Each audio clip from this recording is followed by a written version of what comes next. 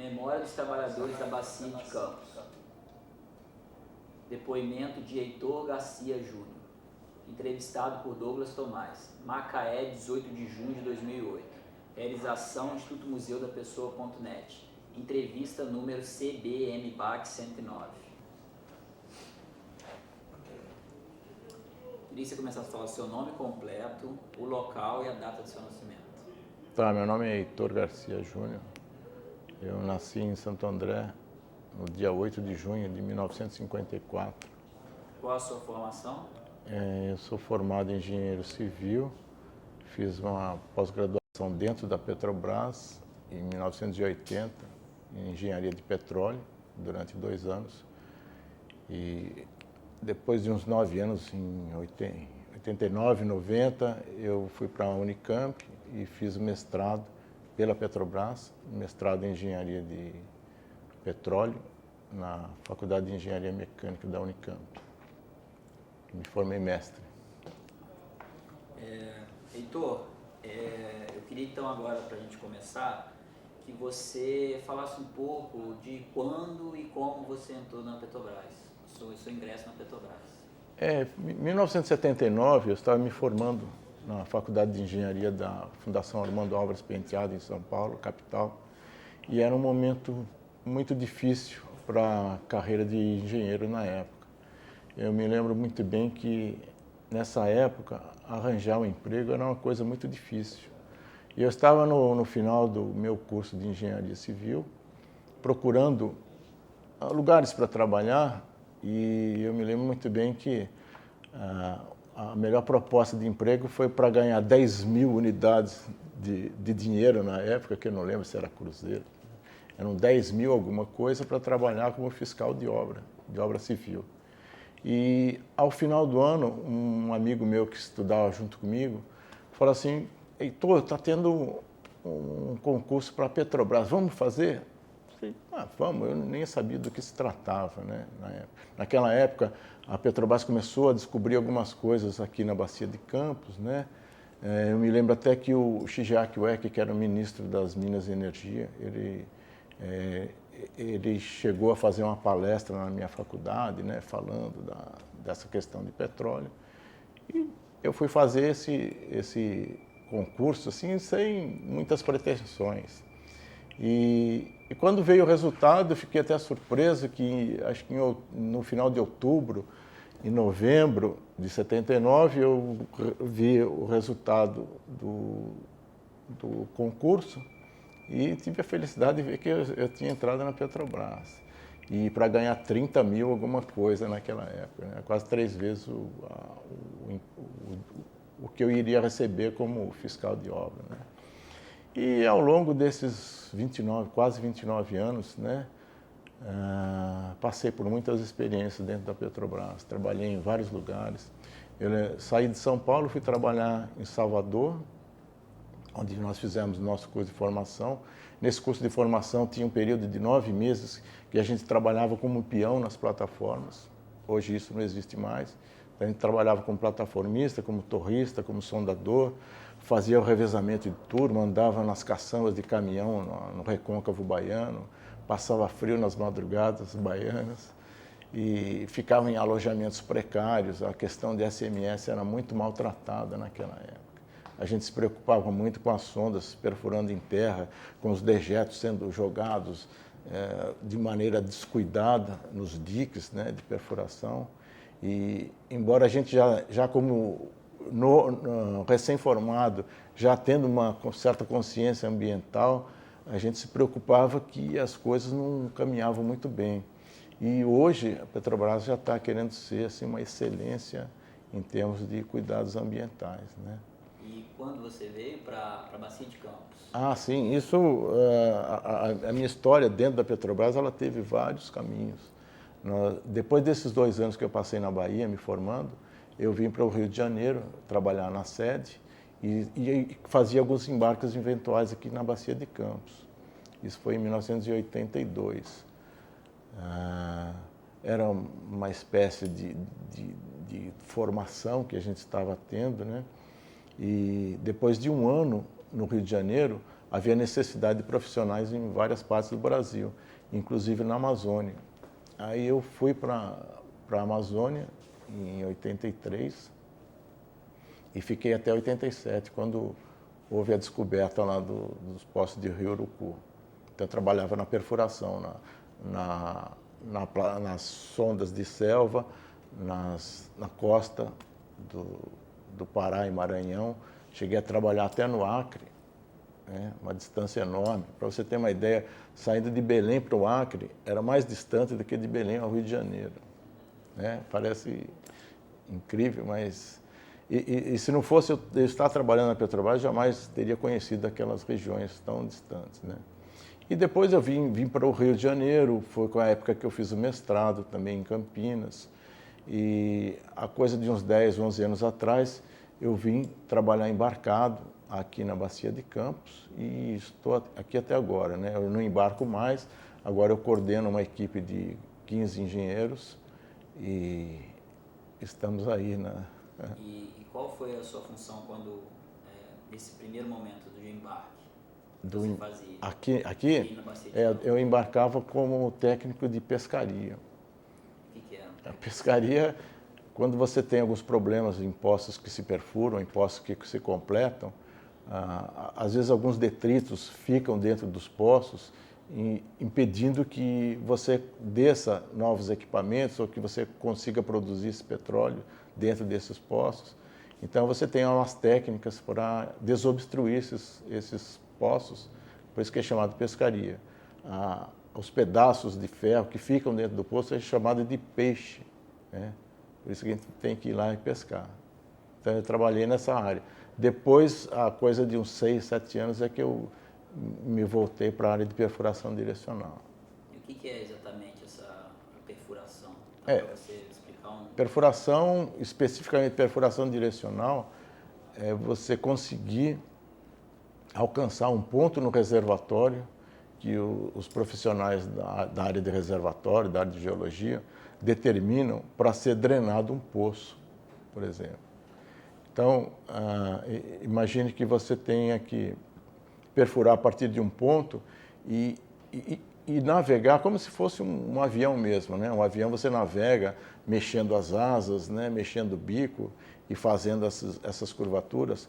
Esse tipo de navegação é feito dentro da rocha com equipamentos específicos, né? São brocas, são ferramentas chamadas defletoras que vão se direcionar numa determinada direção que a gente precisa que ela seja perfurada.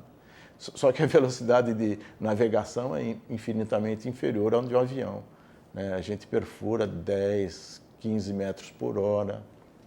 Uma navegação vertical, horizontal? Você navega em qualquer direção dentro da rocha, perfurando. E esse processo lá desde o início até hoje teve muitas mudanças? Teve a tecnologia ela ajudou bastante, tanto para você direcionar essa ferramenta dentro da rocha.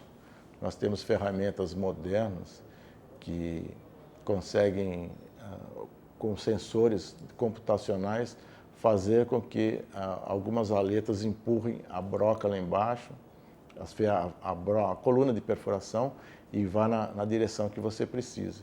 Antigamente, para se determinar qual era a posição da broca, eu precisava descer, dentro dessa coluna, descer uma ferramenta que tirava uma espécie de foto lá embaixo, e essa foto ela utilizava a gravidade da Terra, ela utilizava a orientação de uma bússola, por exemplo, né? E esses instrumentos lá embaixo, eles tiravam uma espécie de uma fotografia que em cima ela era revelada e o técnico observava aquelas medições e sabia para que direção e que inclinação que estava aquele determinado ponto. Hoje em dia nós temos tecnologia que essa informação vem em tempo real. Nós temos acelerômetros que são posicionados lá embaixo, que eletronicamente enviam um sinal através do fluido de perfuração, e na superfície computadores eles captam essas informações como num código Morse, decodificam isso e dão a informação em tempo real para o perfurador direcional. Então, a tecnologia ela está permitindo que se façam trajetórias complicadas, né, dentro da rocha, coisa que há uns tempo atrás não era possível, né? E, Heitor, e nesse tempo seu de embarcado, como é que era a vida na plataforma? Você trabalhar embarcado, você tem que ter um equilíbrio emocional muito grande, porque você vai estar privado de encontrar os seus amigos, os seus familiares, né? E você sabe que na maioria das vezes, são duas semanas embarcados e você tem que conviver com um número fixo de pessoas. É quase que um Big Brother, só que sem essa invasão das câmeras te filmando o tempo todo, mas você tem que conviver com um número fixo de pessoas e tem que se dar bem com elas, porque você vai estar almoçando, jantando, tomando café constantemente com essas mesmas pessoas. Se a pessoa que embarca, ela focar a atenção dela no resultado do trabalho que ela está executando, o tempo passa bem tranquilo, né? Você lembra de alguma história marcante que tenha ocorrido nesses anos de trabalho? O que marca muitas vezes a perda de um ente querido e você está embarcado e você não haverá tempo de você desembarcar para ir num funeral, por exemplo, o pai da minha esposa, eu não pude ir, né? Tenho vários colegas que tiveram filhos que nasceram e eles estavam embarcados. Tem esses problemas, né? Eu me lembro uma vez que eu estava numa unidade de cimentação e estávamos deslocando lá uma pasta e era meia-noite e o operador falou assim: "Ei, feliz ano novo." Era a passagem do ano de 83 para 84. E não houve nenhum tipo de comemoração? Não, naquele momento não, eu não podia sair daquela operação, que a operação estava em curso, né?